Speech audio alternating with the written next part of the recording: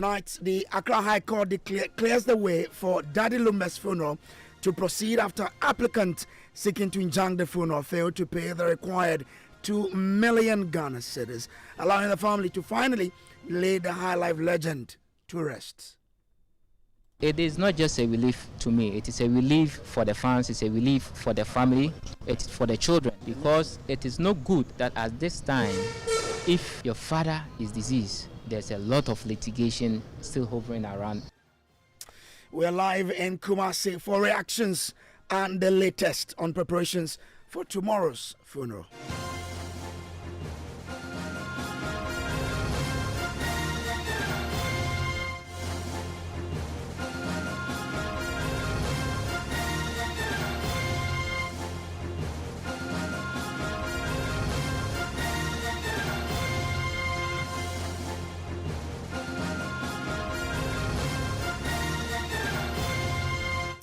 And top story, as always, is brought to you by Telecell Connecting Energies, also by Holy Insecticide Spray and Coil, Enjoy a Holy Sleep, and by Shield Pension Trust into the future with you. Now, the Accra High Court today became the unlikely stage for a bitter family drama surrounding the funeral of Ghana's beloved Highlife legend, Daddy Lumba.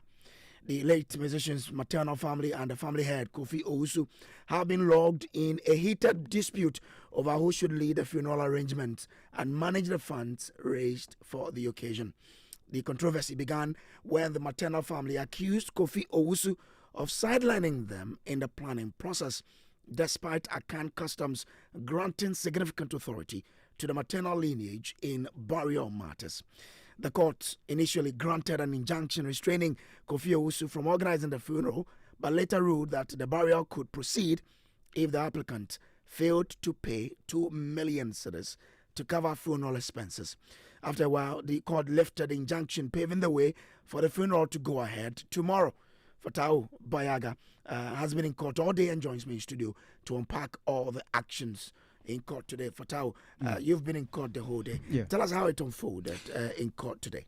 Brace, a very interesting legal battle in court today. In fact, it started yesterday where the two parties went to court. In fact, they argued for about 3 hours in court for the applicants. They say that basically they are challenging the legitimacy of the family head to spearhead this particular funeral process. That's what he's saying. Mm-hmm. Apart from that, they also wanted the court to bar the family head from having access to the Daddy Lumba's foundation's account. In fact, they say that he's been siphoning these funds over the past since Daddy Lumba died, and it is something that they wanted the court to bar him from doing that.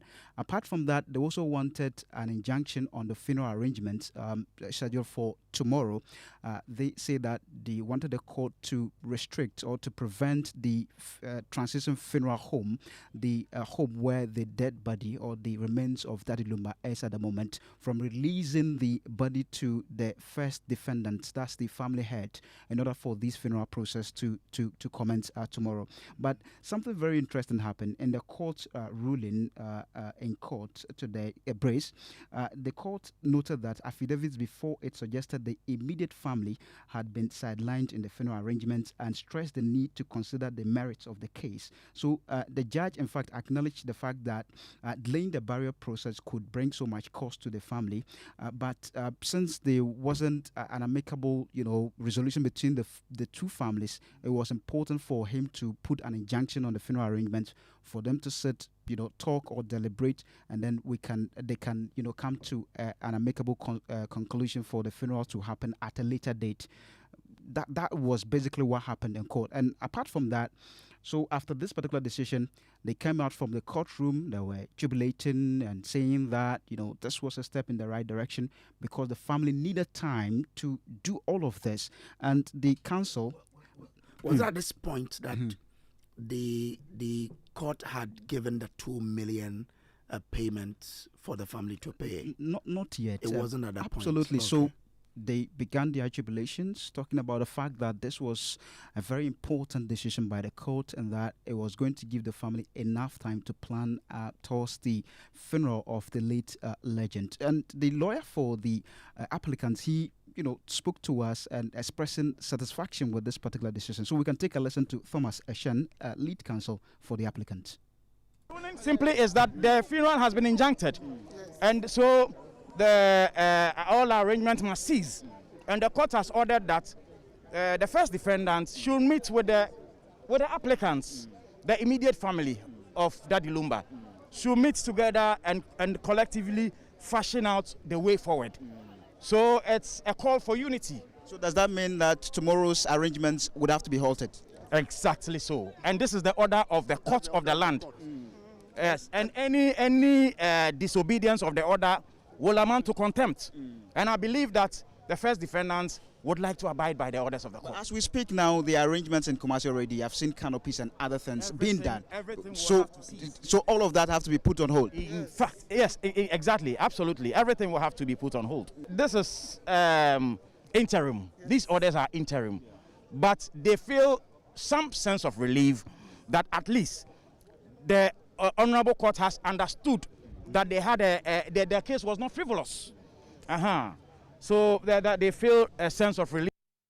So Bayaga, if I follow what the lawyer was saying clearly, it meant that the court had given some initial reliefs. Absolutely. Had probably upheld their argument. Exactly. But at this point in time, weren't they aware that there is a 2 million that they had to pay, else the funeral gone? Not at all. So after this particular decision by the court, they were oblivious of the fact that there was a 2 million undertaking. Wasn't it mentioned in court? Not at all. So it was after the court ruling that the lawyers for the first defendant approached the judge. In fact, which we told is the opinion. Exactly, the family head. So they make the arguments that they had already incurred so much cost in terms of the funeral arrangements. They had gotten a venue, apart from the venue, canopies and other equipment, just to ensure that the funeral is done properly tomorrow.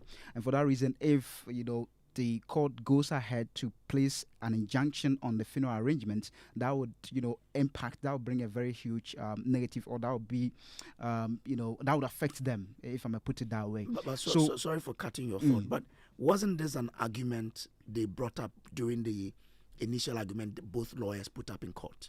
So wasn't it part of the argument? All of them make their arguments in that way, but the judge listened to them and then made his decision, but later went and reviewed his own decision and then said that based on what the other lawyers said, it was prudent for him to recall the lawyers and then to have a conversation with them that, okay, if the counsel for the applicants are able to pay a 2 million Ghana cedis undertaken, right, before 2 p.m. today, then the funeral arrangement would be allowed to go on, because the other part, that's the first defendant, they had incurred so much a cost in terms of the funeral arrangement. So in order to defray this court, they were supposed to pay a 2 million Ghana cedis into court, right, in order to defray some of these arrangements or costs that they had incurred over the period, right? There's been so many misunderstandings in the public space concerning this development. At what point in time, how many minutes or hours after the initial judgment did the court recall the lawyers to then give this new judgment that we're talking about? Based on what I observed, it took about 20-30 minutes before I heard someone spoke to me about the fact that the judge had recalled the lawyers. In fact, when I heard that, what I sought to do was to speak with the counsel for the applicants to get to appreciate that. I called him, he wouldn't talk to me at that point, and then they went for this particular meeting, and then the judge made this particular announcement that they were supposed to pay some 2 million Ghana cedis before 2 p.m. today, before they can, or the court will allow them to go ahead with the funeral arrangement. And you've been speaking to, so you got the counsel for the defendant, which is the family head, right? Yeah. So if the counsel for the first defendant, who you just said that, the family head, they were very excited about this arrangement. In fact, before the 2 p.m., they were counting down the time, right? So when immediately at not 2 p.m., they began to, in a way, celebrate, this particular arrangement, because they say that the court has done the right thing, and then allowing the funeral arrangements to go on is going to help the family and then fans who are trooping to Kumasi, the Ashanti Regional Capital, to participate in this particular funeral arrangement. So we can take a listen to counsel for the first defendant. He's the lead counsel, Dominic Kojo Osei. As you are aware, today was for the judgment of the interlocutory injunction by the Honorable High Court, General Jurisdiction 5. When the court gave its ruling, it gave certain conditions. One of it was the fact that the parties were to sign a bond. Now, the court was not very clear with respect to what elements or what form the bond should take. So we made it known to the court that, yes, can you be very clear with respect to the kind of bond you want the applicant to take? And we also drew the court's attention to the fact that we have spent a lot, not just in monetary terms, but in the fact that the dignity of the family is at stake. A lot of international dignitaries, all the children, high-profile people have been invited. So an opportunity should be afforded us also to continue with what we started. The court listened and said that, yes, then there is a need for a review. So all the parties reconvened, and the court said, with respect to the bond that I earlier issued, you are to pay into court a sum of 2 million Ghana cedis at 2 p.m., failure of which the injunction application is vacated. Up to 2 o'clock, the plaintiff could not satisfy this condition. So what it meant was that there is no injunction application against the defendant in organizing the funeral, in assessing the funds, or doing anything with the body. So that is what actually transpired in court today. This must be a very huge relief to you, isn't it? Well, it is not just a relief to me. It is a relief for the fans. It's a relief for the family. It's for the children, because it is no good that at this time, if your father is deceased, there's a lot of litigation still hovering around.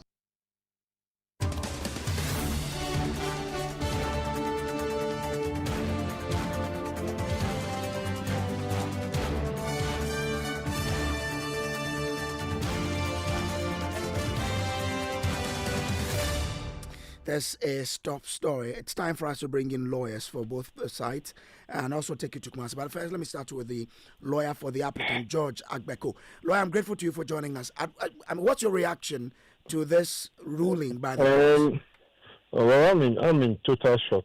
I'm really in total shock because this morning when we appeared before the court, we did not hear the issue of the 2 million cedis deposit into court. The court made 3 consequential orders.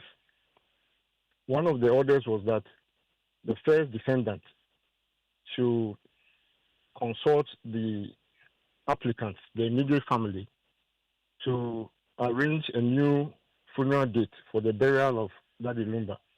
The second order was that transition should not release the body to the first defendant.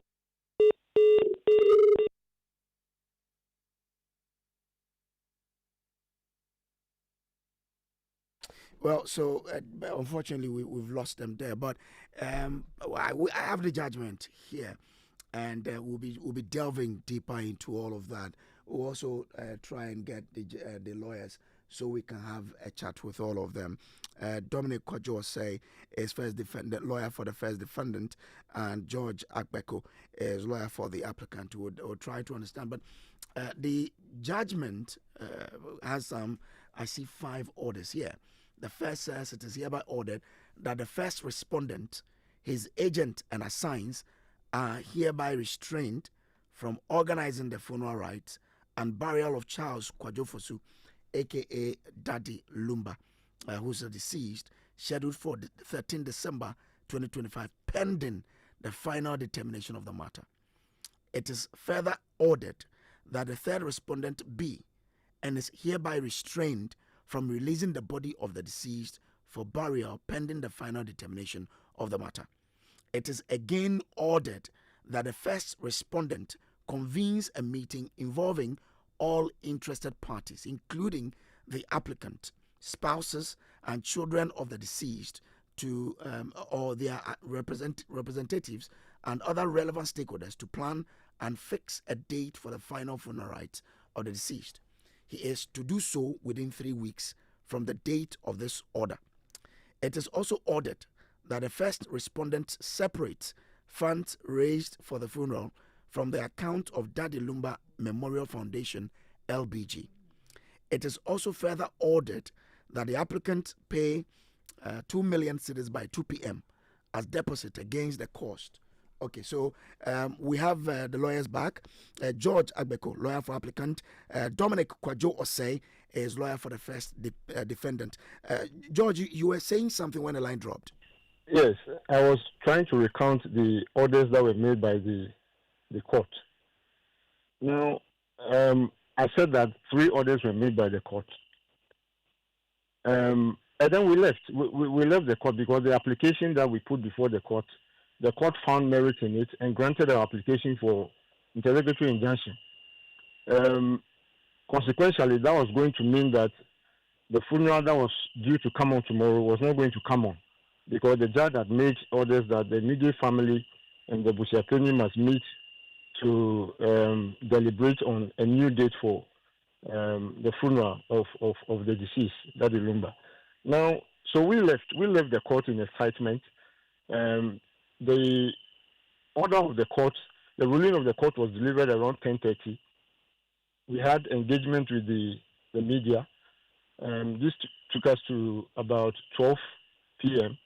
So I left the court, and then on my way to attend to my other cases, I had a call from my clients that the registrar had called my colleague, lawyer who was with me this morning at the time the ruling was delivered, that the judge wants to see both lawyers in court. Clearly, I was in shock as to what could have accounted for this kind of events. And then, because I was far away, I was communicating with my colleague, and my colleague told me that the judge had ordered that the applicants in whose favor the initial ruling was delivered should deposit an amount of 3 million Ghana cedis into court, which was not part of the orders made by the judge. At the time we exited the courtroom, the issue about the 2 million security deposit never arose. So we were in shock. And remember, this order was made in the afternoon at about 12, and the applicants were to deposit the money by 2 p.m. So time was of the essence. Now, what I gather from this additional order was that clearly the applicants will not be in a position to raise that amount. That's a very huge amount. And if we were not able to raise that amount, it means that the ruling that was delivered in our favor is automatically vacated.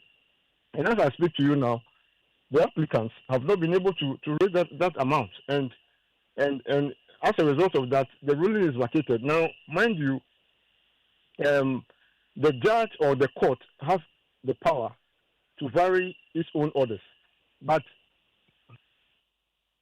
the rules of court provide that it must be by an application to the court. It must be by a motion served on your opponent. Your opponent will respond. The judge will listen to legal arguments and make a ruling. But this was a decision that was taken by the court itself, without any application before the judge. So we thought that the judge had exceeded its jurisdiction by adding that additional order for the applicants to deposit 2 million Ghana cedis into court, which as we speak now has not been complied with by the applicants. So clearly we are in shock that after a court has delivered a ruling in our favor, we have left the courtroom. Then the court, after signing off the ruling, had called us back into the courtroom and varied the orders by itself without any recourse to any application before the court. So we are not happy at all. We are not happy. This has never happened to me in my practice so far. I'm not happy at all. I'm not happy. So what are you thinking could have led to the court now in the written judgment having 5 orders instead of the 3 you say were given in court? the three orders that were given in court was what was read to us by the court at the time the ruling was delivered and done. The judge had delivered that ruling and which were these orders? Now, hold on. Let me read the orders to you. Hold on. Okay, boss. I'm with you. We need to, clarify all of these issues surrounding this particular matter. We'll also take you to Kumasi to bring in the first order. The first order that the court made was this: that it is hereby ordered that the first respondent convenes a meeting involving all interested parties, including the applicants, spouses, and children of the deceased, or their representatives, or other relevant stakeholders, to plan and fix a date for the final funeral rites of the deceased. He is to do so within 3 weeks from the date of this order. Now, the second order made by the court was this: it is also ordered that the first respondent separates funds raised for the funeral from the accounts of Daddy Lumba Memorial Foundation, RBG. Now, the third and final order that was hold on.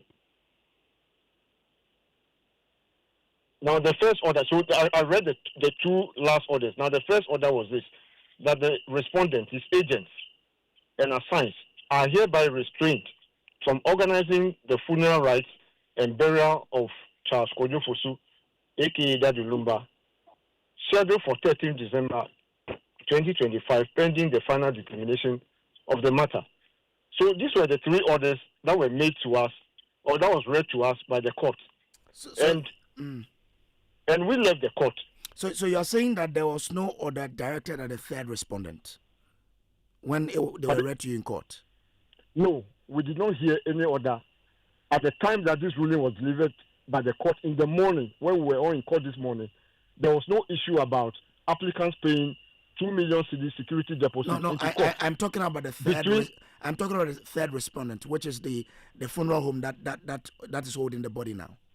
No, there was an order that the transitions, which is a funeral home, should not release the body of the deceased to the first defendant, who is the Bushapeni, for any purpose. But that makes it four. That makes it 4 instead of the 3 you say. That makes it 4. Yes, that makes it 4. I think it was not reflected in the order that I just read. That makes it 4. So in court, court, we never heard any order directing the applicants to pay a security deposit of 2 million into court. In the morning of today, this order was only made around 12 p.m. and the judge or the court ordered that between 12 p.m. and 2 p.m. the applicants should deposit 2 million Ghana cedis into court. Okay, I'm grateful to you. Stay with me. Let me bring in Dominic Kwadwo Osei. He is lawyer for the first defendant. I'm grateful. On his own. Let me bring in Dominic Kwadwo Osei here. Agbeko, kindly hold on for me. Let me bring in Dominic Kwadwo Osei. Dominic, I'm grateful to you for joining us. Now, yes, good evening, my brother. Can you speak up a bit? Okay. At what point in time did you go back to the judge to let him understand that if he puts an injunction on this, your client will suffer the most if this stays? Well, the most important thing was that after the trial is to wait for a copy of the court order. Every seasoned lawyer understands the fact that when the court makes a pronouncement, it remains a pronouncement until you have a definite order, of a copy of the definite order of the court. Once we saw a copy of that, we drew the court's attention to it, that yes, the law or equity prevails upon acts that the applicant, if the application is so granted,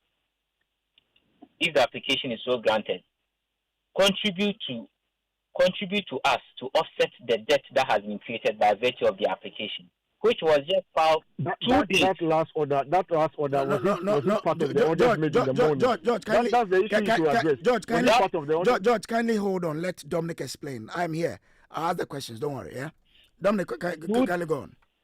That was filed 2 days to the funeral date. And my brother, what is so funny is that before this application was filed, they had filed 2 earlier applications on the same subject matter at the Kumasi High Court and withdrawn saying we're seeking the same relief. this was a calculated attempt not to afford themselves the opportunity. So the defendant. Dominic, I get your point, but when you took to frustrate the defendant in Dominic, forgive me, but when you took that judgment, the written judgment, you didn't see on it that the court had ordered the applicant to pay an amount. That's why you went back to the judge, right? Yes. I can't hear you very well on that. Can you compare? I'm saying per the explanation you've given us, you say when you were given the written judgment, you had to go back to draw the court's attention to the effect that once the injunction had been granted. What I'm saying, let me correct you here. What I'm saying is that a good lawyer waits for a copy of the order. That is clear. But, yes, but it is very important that what you heard, if it reflects on the court notes, if you know that yes, the court clerks are sitting there, they are typing everything. Once you understand that this is what it has reflected upon it, it is equally a record of the court. Then you can, at that point in time, persuade the judge that this is the situation. We have incurred some costs, and the applicants themselves agreed with us. You cannot do that after the court has should there be any cost element? They were willing to pay. Do that. So we brought that to the attention of the judge that yes, no, George, please let Dominic be able to explain the matters. I beg of you, with all due respect, kindly allow Dominic his time. Dominic, so we all get you up to that point that yes. when you got the judgment, you needed to. When I got a copy of the proceeding. Good. So that was at that point in time is where you drew the attention to the fact that the applicant who has won that case should bear the cost of or should bear part exactly of the cost you've incurred. Per his own statement, per his own submission in court. Okay, so it means that the fifth order, which is it is also further ordered that the applicant pays 2 million, was not on the original judgment, right? The original document, the court asked them. I think if my memory serves me right, the court bounded them. If my memory serves me right, on the court record, bounded them that they I think the court asked them to be bounded, but it was not specific on the amount. So we reconvened and argued, where I asked for 5 million Ghana cedis for a same to be paid by 1 o'clock. And the court was even merciful unto them. Was much to them, asking them to pay 2 million by 2 p.m. So the 2 million came after you had to put up another argument. Exactly, my brother. Okay, so now we are clear that the original court judgment that came didn't contain the 2 million that were placed on the applicant. Yes. Okay, great.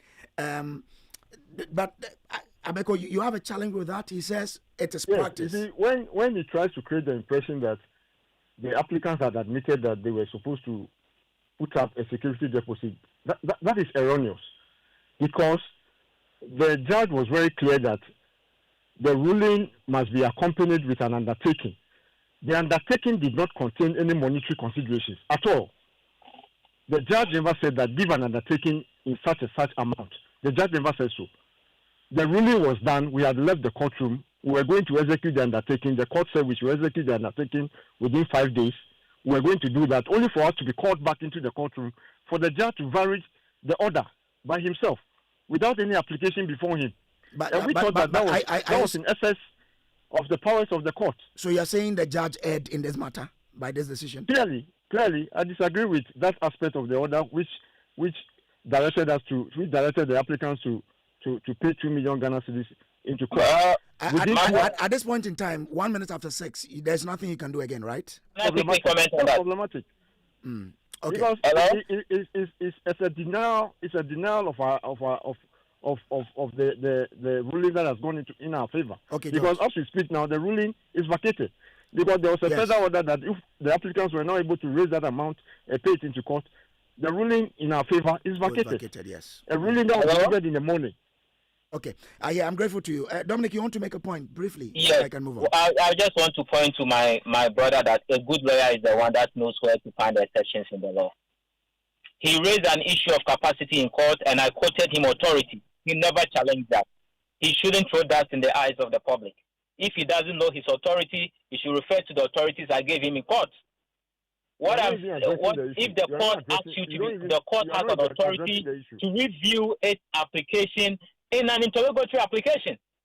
As far as interrogatory is concerned, the court is clothed with inherent jurisdiction to review same, to make amendments, to correct anything. Okay. Okay, lawyers, I'm grateful to you. Dominic Kwadwo Osei, lawyer for the first defendant, and George Agbeko, lawyer for the applicant. Now it's settled that apparently the 2 million came after the initial judgment there. Let me take you to Kumasi briefly. Clinton Yeboah is joining us now. Clinton, what is the mood in Kumasi ahead of this funeral? Well, Kojo, I can confirm that currently calm has been restored at the premises. I mean, at the Bruce Park. The workers there are still fixing tents and canopies and getting the place ready for tomorrow. But you can see some fans standing around, watching and feeling excited. They're actually jubilating that the confusion is over and the funeral will still happen tomorrow. The fans that I spoke to earlier said that the injunction news that they received broke their spirits and they nearly lost the excitement they had, but they are now happy that the funeral can come on tomorrow. Some are also admonishing the family members to find a more peaceful way of resolving any issue from now till the end of the funeral rites. I think we can take a listen to these fans. Well, so that's Clinton there, so it means that all is set for the funeral tomorrow. And that's how we wrap up Top Story, brought to you today by Telecel, Connecting Energies, Holy Insecticide Spray and Coil. Enjoy a holy sleep, and also by Shield Pension Trust into the future with you. Up next is Ghana Connect with Maxwell Agbeko. But you know what? I have to leave you in the hands of the man whose funeral has brought all of these, issues. Macramo.